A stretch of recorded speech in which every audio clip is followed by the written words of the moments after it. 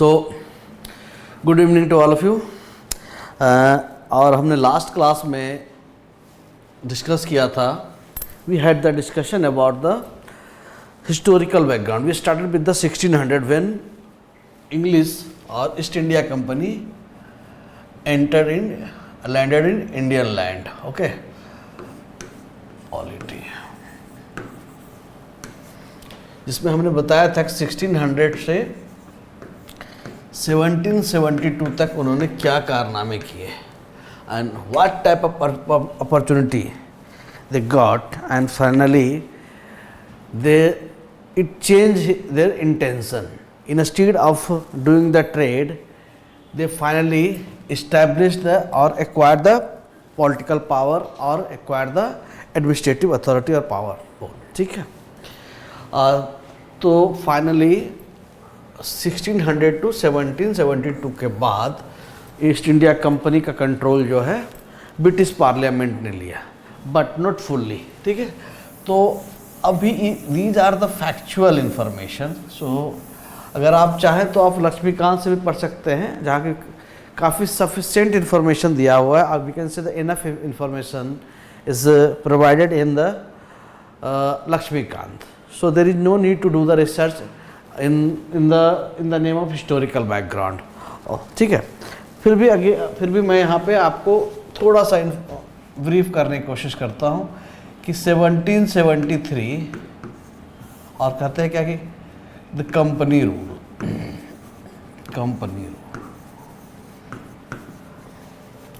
Company rule ये कब से कब तक चला है? 1773 टू 1858, 1857 के रिवोल्ट के बाद। ठीक है, उसके बाद क्राउन ने सारा पावर अपने अंडर में ले लिया था, एक्वायर्ड कर लिया था। ठीक है, so let's start with the some information related to Indian constitution. अब historical background of the Indian constitution, कैसे कैसे चीज़ें बदलती गई वक्त के साथ, कैसे कैसे सिस्टम चेंज होता गया, और what were the reason that force the that created a situation to acquire the territory of India. Okay, और जो so called Bharat. So in fact India की सेंट्रल एडमिनिस्ट्रेशन की शुरुआत कहाँ से हुई, और अगर हम कहें तो इसका सेंट्रल एडमिनिस्ट्रेटर, क्योंकि ये जो एक्ट है 1773, ठीक है, 1773 जिसको कहते हैं रेगुलेटिंग एक्ट।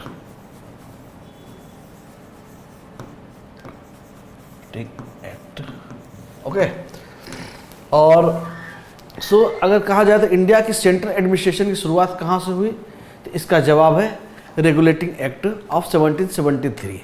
उसके बाद अगर दूसरी तरह से अगर भाषा में बात करें तो ब्रिटिश रूल का पहला अगर कहा जाए कॉन्स्टिट्यूशनल मास्टर स्ट्रोक जो है, कॉन्स्टिट्यूशनल मास्टर स्ट्रोक है, तो वो है रेगुलेटिंग एक्ट है। और कंपनी से क्राउन तक की जो जर्नी है उसकी शुरुआत है जो इस 1773 एक्ट के थ्रू हुआ है। और अगर हमने लास्ट क्लास को याद करें तो क्या कहा गया था, हमने लास्ट क्लास में क्या डिस्कस किया था?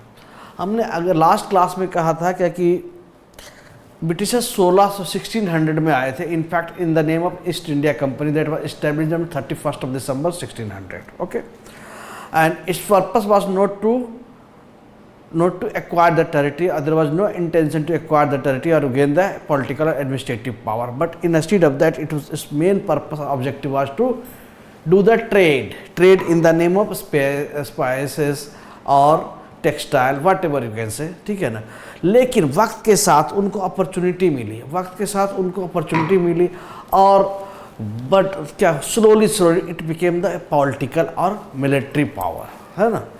और कैसे हुआ? बाय द 1770, अगर हम याद करें तो 1765 में जब East India Company control the Bengal, Bihar, Orissa in the name of Diwani rights. और दीवानी राइट कैसे साइन हुआ था? After the battle of Buxar. Battle of Buxar के बाद किसने साइन किया था? Mughal empire Shah Alam II। ठीक है ना। सो और उसके बाद क्या हुआ था अगर याद हो तो, क्योंकि याद करना is your responsibility, it is not mine.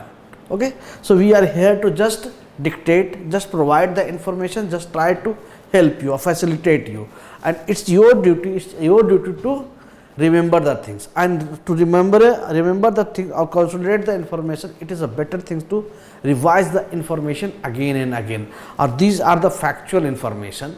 So instead of just reading the information, studying the information, अगर जो भी तरीका, whatever means, you just consolidate the information. Okay, it, although in UPSC is not going to ask this type of question in a factual format, ठीक है, लेकिन कुछ कह भी नहीं सकते हैं, but it will help you in state PCS also in other examination, ठीक है.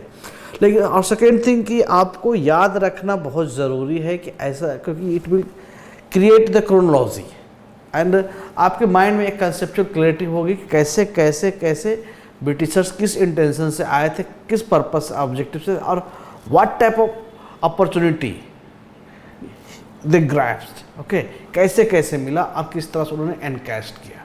ठीक, तो it was the battle of Buxar. So battle of Buxar के बाद ट्रीटी ऑफ इलाहाबाद हुआ था, अगर याद हो तो, ठीक है. सो इसके थ्रू 26 लाख रुपीज़ आपको मुग़ल एम्पायर को दिया जाने लगा था, जो भी कहते थे ईयरली कहा गया था दिया जाएगा मेंटेनेंस के रूप में. सो और फिर क्या हुआ कि कंपनीज के पास बहुत चीज़ें revenue, in the name of collection of revenue, क्या हो, दीवानी राइट्स जो सिविल राइट्स थे, जिसके through they started collecting the revenues and they had the power to do the civil justice also. Okay, so this type of opportunity also created the another opportunity to do the corruption, definitely in the name of revenue.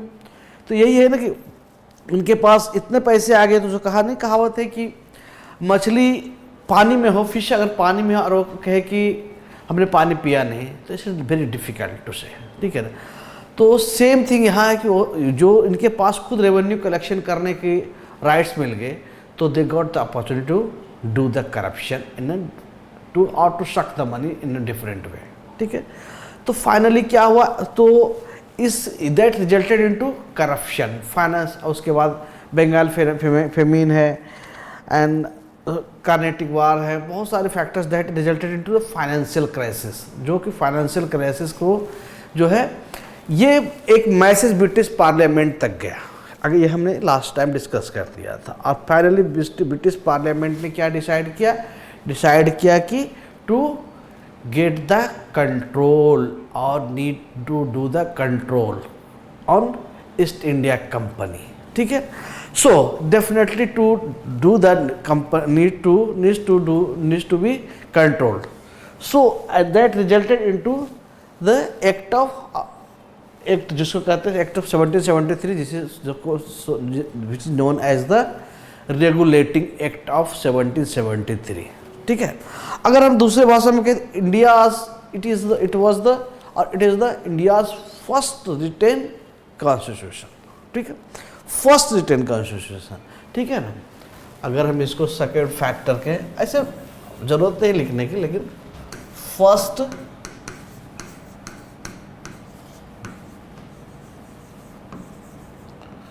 written constitution, okay, so called the first written constitution or regulating act of 1773, and definitely this was controlled by the Britishers or British Parliament. So it was, अगर हम कहें तो it was the first step taken by British government to regulate the administration of India. See the situation. British Parliament was trying to control the Indian political system or administrative system from Britain only. Okay, so it was nothing but it is a centralized system. So we can also say that it is the first step towards centralization. Okay, the first steps towards the centralization. Okay, so अब इसको इस 1773 act को हम इतना importance क्यों दे रहे हैं, क्यों है, क्योंकि हालांकि फर्स्ट रिटन कॉन्स्टिट्यूशन है, first time British parliament intervened in the administrative system of the governance of the country of India, ठीक है. और we can say that it mark the marked the first intervention of British government to control and क्या regulate the affairs of East India Company.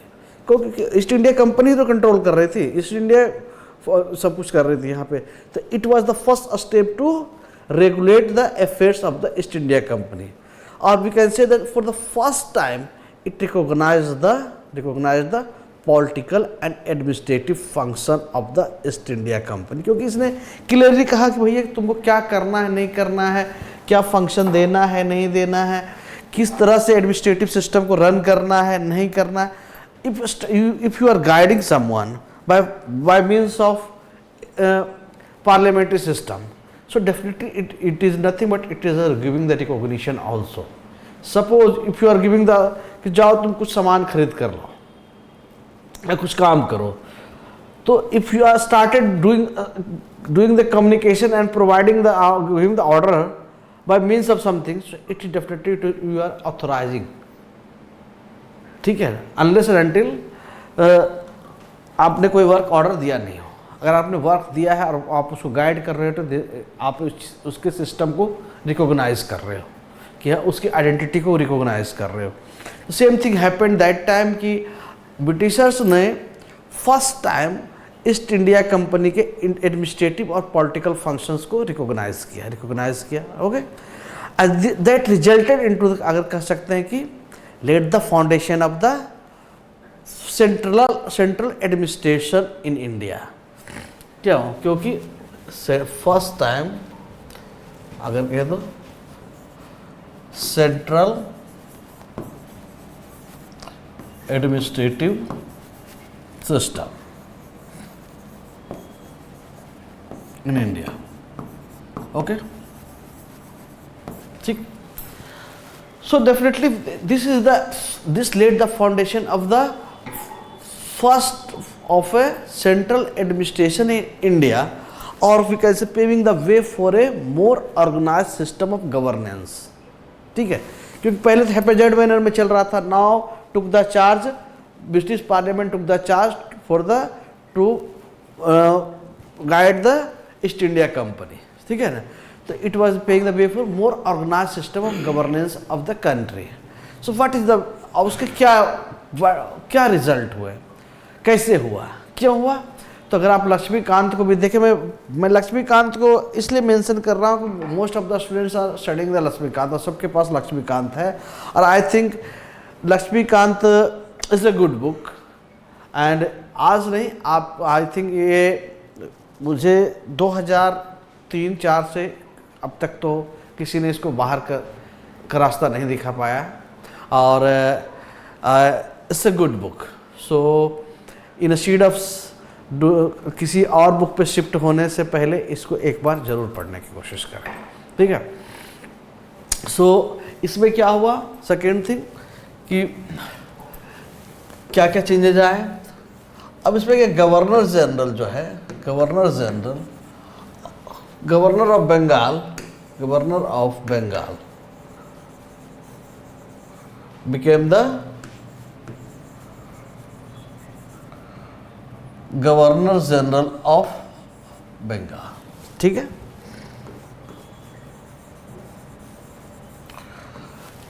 ठीक, और जो इसके अंदर जो याद हो तो, अगर हमने 3 चीजें किया था ईस्ट इंडिया कंपनी ने, क्या, Madras presidency, Maharashtra presidency and Kolkata presidency, Calcutta so called, उसमें से इसने क्या किया, इसमें इस बार पहले वो इंडिपेंडेंटली रूल कर रहे थे, गवर्न कर रहे थे। नाउ आफ्टर दिस एक्ट क्या हुआ कि जो मद्रास था, मद्रास एंड बॉम्बे कह सकते हैं,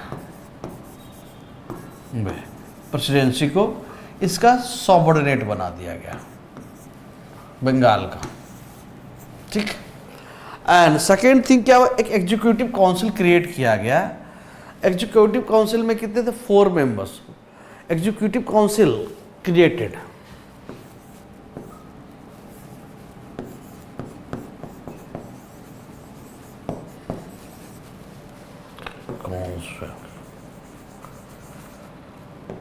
with 4 members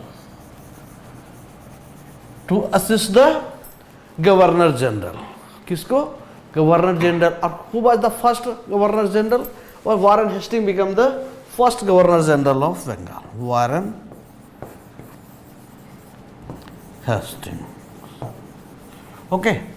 सो ये फिर सुप्रीम कोर्ट क्रिएट किया गया. अच्छा, इन सब चीज़ों पे ज़्यादा देखना है, लक्ष्मीकांत में है ऑलरेडी लिखा हुआ. एग्जीक्यूटिव काउंसिल क्रिएट किया गया with the 4 members was created to assist the किसको? Governor general. And second thing क्या था? And it made the governor of Bengal, governors of Bombay and Madras subordinate to the governor general of Bengal. ठीक. And this act created the supreme court. जो अभी supreme court है उससे connection कोई नहीं है, इससे कन्फ्यूजन को दूर कर देंगे. अगले एक्ट में जब आएगा उससे पता चल जाएगा कि सुप्रीम कोर्ट कैसे कनेक्ट हुआ. क्योंकि इसमें क्या था कि it has the jurisdiction in Bengal Kolkata only. ठीक है. और गवर्नर जनरल का था प्रोविंसेस में भी थे. तो there is a conflict between the governor general there was conflict between the jurisdictions of governor general of Bengal and the Supreme Court. ठीक है, इस पर आगे बात करेंगे. But that was that time it was created a supreme court in 1774 with 3 judges and 1 chief justice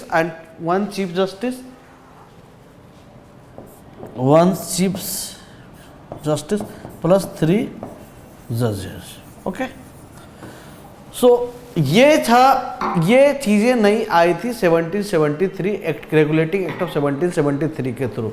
and definitely उसके बाद क्या किया गया? कंपनी डायरेक्टर को क्या किया गया? एक और चीज़ें की. Company director had to report about the क्या? Revenue and military affairs. Whatever revenue और collection, whatever military affairs हो रहा है यहाँ पे, वो ब्रिटिश पार्लियामेंट और ब्रिटिश गवर्नमेंट को रिपोर्ट करें. साइमल्टेनियसली एक सच अच्छी बात ये की गई थी तो क्या कह सकते हैं उसको जो करप्शन था, करप्शन को रोकने के लिए जो घूस था, ब्राइबरी लिए जा रहे थे जो हर तरह से, या जो भी to suck the money from the natives, तो उसको रिड्यूस करने के लिए और रोकने के लिए एक स्पेशल प्रोविज़न लाया गया था जिसको कहते थे कि जो कहा गया था कि company servant प्रोविटेड from private trade. ठीक है, अलग से कोई धंधा नहीं कर सकता. अभी भी हमारे एक्ट में है कि मिनिस्टर को कोई प्रॉफिट ऑफ ऑफिस नहीं होना चाहिए. After the retirement they are provided to do, जो कुछ सम ऑफिशियल्स का है कि टू सम बिजनेस और ज्वाइन एनी कंपनीज. क्यों? कि ऐसा कोई लालच में, इस तरह के कोई फ्यूचर लालच में और प्रॉफिट को, बेनिफिट को देखते हुए he or she will not do any favor to anyone. Okay, this was the thing. See, at that time this was the provision created by the British Parliament. Okay, so company servants prohibited from private trade or accepting bribes from natives. यहाँ से अगर तुम एक बार खा लो, वही कहावत, एक बार तो पैसे ले लोगे तो फिर किसी न किसी रूप में तो आपको फेवर तो करना ही पड़ेगा. ठीक है, तो ये सब चीज़ें की गई इन 1773 एक्ट में. तो क्या है अब इसका ये इतना इम्पोर्टेंट क्यों है?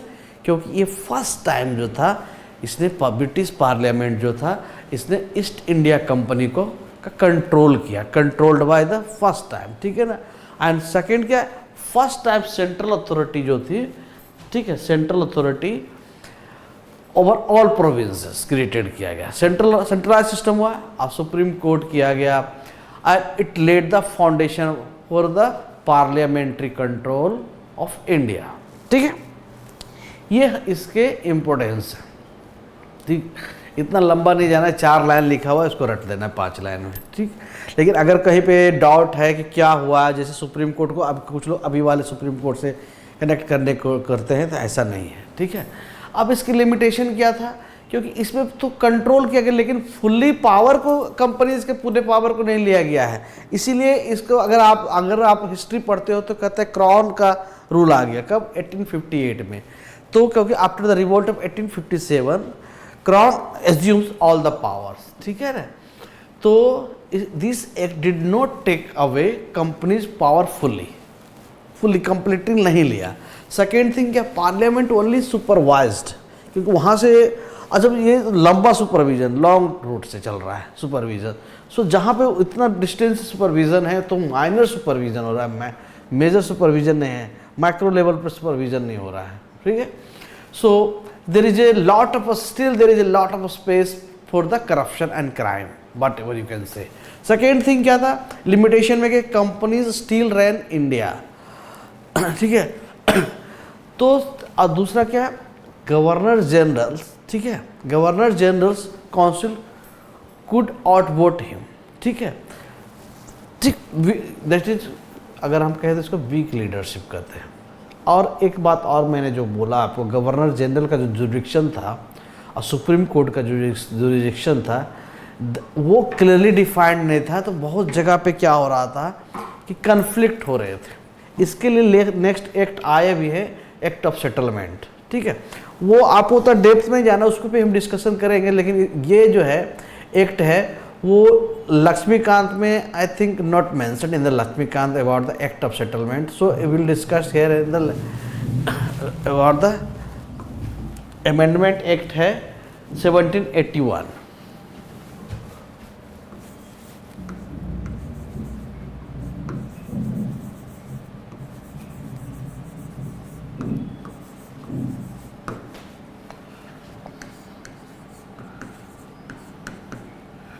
और कहूँ act of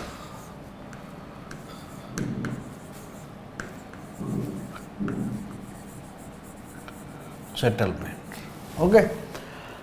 act of settlement क्यों कहा गया, क्योंकि इसमें to clarify, main objective was to clarify the jurisdiction और टू रिड्यूस और sort out the conflict between the governor general और अनदर, इन अदर वर्ड्स कह सकते हैं कि to rectify the whatever defects of regulating act of 1773, क्योंकि it was the first time British parliament took the charge of East India Company, took the charge to control the East India company.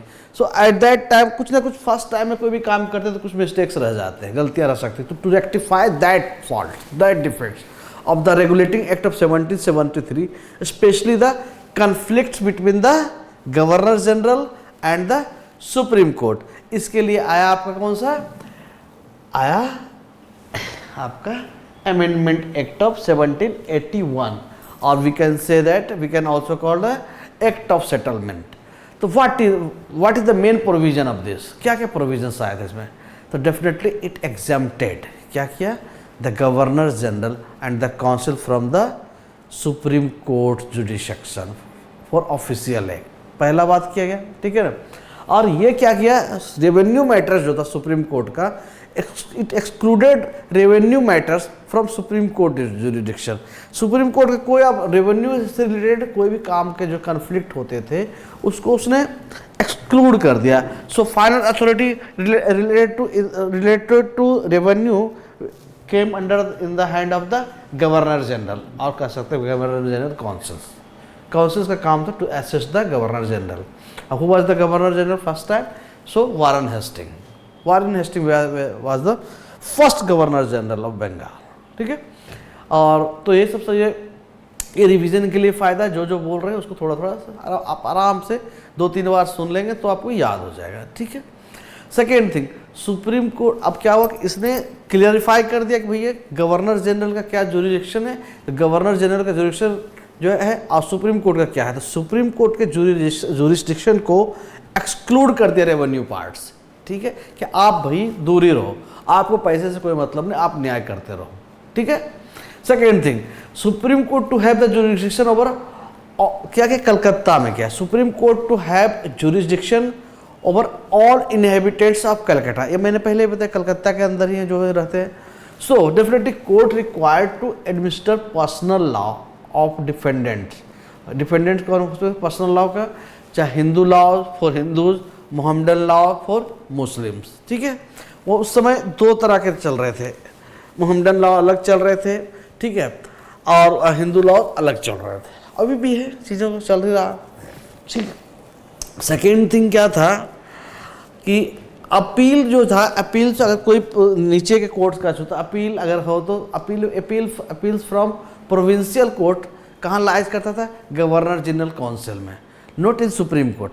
इसके आगे privacy council होता था, उसके बाद आप जाकर के ब्रिटेन जाता था प्राइवेट काउंसिल में, ठीक है ना। वो सब चीज़ों के मैं डिटेल में बताऊंगा। सो डेफिनेटली इट एम्पावर्ड, क्या क्या, it empowered the governor general in council to frame regulation for provincial courts and councils, ठीक है। क्या हुआ, इस एक्ट ने, act of settlement, empowered governor general in council to frame regulation for provincial courts and क्या, councils, ठीक है। तो ये दो चीज़ों को आपको ध्यान रखने की ज़रूरत है। फर्स्ट है 1773 जो रेगुलेटिंग एक्ट है, ये रेगुलेटिंग एक्ट है, act, and after that the act of amendment, act of 1781, that is the act of settlement. Both are connected with each other directly. And next one is the Pitt's India Act, ठीक है। So next one is Pitt's India Act 1784 आए थे, है ना। So Pitt's India Act, okay. सो Pitt's India act को आप लक्ष्मीकांत से भी देख सकते हैं, और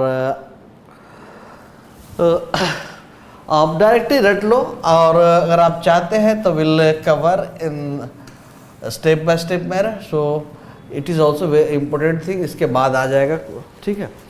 सो इन द आपको आज यहीं पे क्लोज करेंगे क्योंकि वी हैव अनदर क्लास, ठीक है।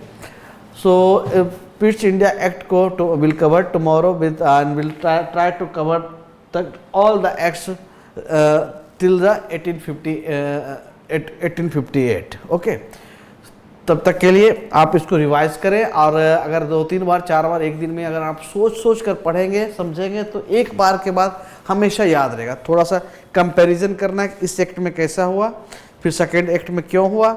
अगर इसको सोचेंगे, सिर्फ रट्टा मारना नहीं, सोचना शुरू करेंगे, तो आपको एक एक एक्ट का हर प्रोविज़न आ जाएगा कि भैया 1853 वाले में क्या हुआ था, फर्स्ट टाइम किसमें ओपन कंपटीशन के लिए ट्राई किया गया था, ये सब रिवोल्ट में 1857 के बाद का क्या रिजल्ट आया था। सो आप एक तरह ट्राई टू डू, अगर आप तैयार रटना है तो try to do the comparison also. एक दूसरे एक्ट को कंपेयर करेंगे, तो कंपैरिजन के साथ पॉइंट टू पॉइंट कंपैरिजन करेंगे तो एक स्टिमुलस क्रिएट होगा माइंड में, and that will definitely help you to consolidate the information. So जिनको दिक्कत होता है, प्रॉब्लम है कि यार रट नहीं पाऊंगा, उनके लिए तरीका बहुत अच्छा है। Try to do the same thing, definitely आपको 1 से 2 दिन लगेंगे, उसके बाद आप till your final result you are not going to forget the information, okay. So thanks to all of you, have a nice day, okay, thank you.